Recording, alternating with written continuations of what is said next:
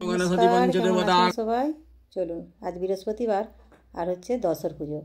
দশর পুজো বলতে ষষ্ঠী 4 দিন পরে যে হচ্ছে যে দশর হয় তিথি, সেই তিথিতেই হয় দশর পুজো। দশর পুজোতে মা মনসার পুজোটিই হয় বেশিরভাগ।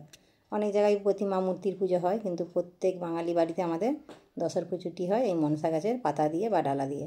আমার মনসা গাছটি আগে থেকেই লাগানো আছে, সেই জন্যই মনসা গাছের মধ্যেই আমি পুজো দিই। এমনিতেও নিত্যদিন প্রত্যেক দিন আমি ধূপ জল ফুল দিয়ে পুজো করি। চলুন, 10 রকমের ফল চাই দশর পুজোতে, যেটা নিয়ম আর কি। সেই জন্যেই 10 রকমের গোটা ফলই একটা একটা করে ছোটো ছোটো কিনে নিয়ে এসেছি।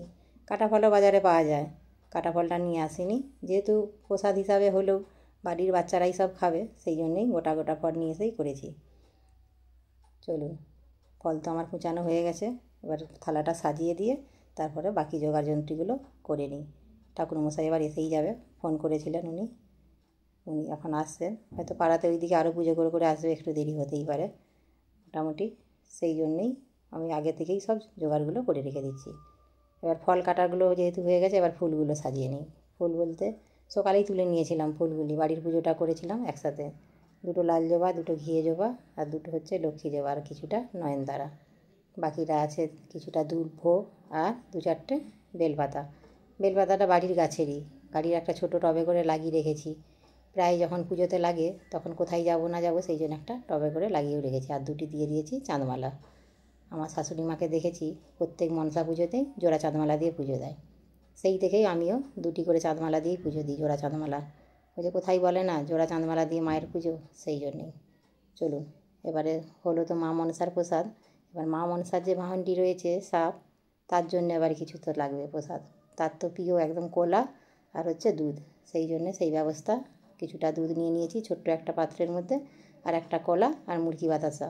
ওদিকে প্রদীপের সলতেটাও আমার হয়ে গেছে। এবার ধূপটি দিয়ে এবার এইটি রেখে দেবো, রেখে দিয়ে বাকিগুলো এবার গুছিয়ে ভালোভাবে সাজিয়ে নেব। ঠাকুরমশাই এবার এসেই গেছে, পাশের বাড়িতে পুজো হচ্ছে। আমার গুছিয়ে সাজানো হয়ে গেছে, আর এই ভুজির চালটাই বাকি ছিল, এটাও নিয়ে চলে এসেছি। ওতে দিয়ে দিয়েছি 3 রকমের একটু গোটা ফল আর কিছু সামান্য দক্ষিণা। চলুন, আসনটাও আমার পাতা হয়ে গেছে, এই যে একদম পুরো সম্পূর্ণ হয়েছে জোগাড় করা। এবার ঠাকুরমশাইয়ের অপেক্ষা। ঠাকুরমশাই যেহেতু পাশের বাড়িতে পুজো করছে, ততক্ষণ আমি প্রদীপটা আর ধূপটা জ্বেলে দিই। ঠাকুরমশাই এসে গেছে পাশের বাড়িতে পুজো করে, এবার আমাদের বাড়িতে পুজোটা হচ্ছে।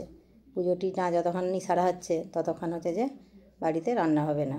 শাশুড়ি মায়ের কাছে শুনেছি যখনই আমাদের যে কোনো মনসা পুজো হোক না কেন, যতক্ষণ না মা মনসার পুজোটি দেওয়া হয় ততক্ষণ উনুন জ্বলে না।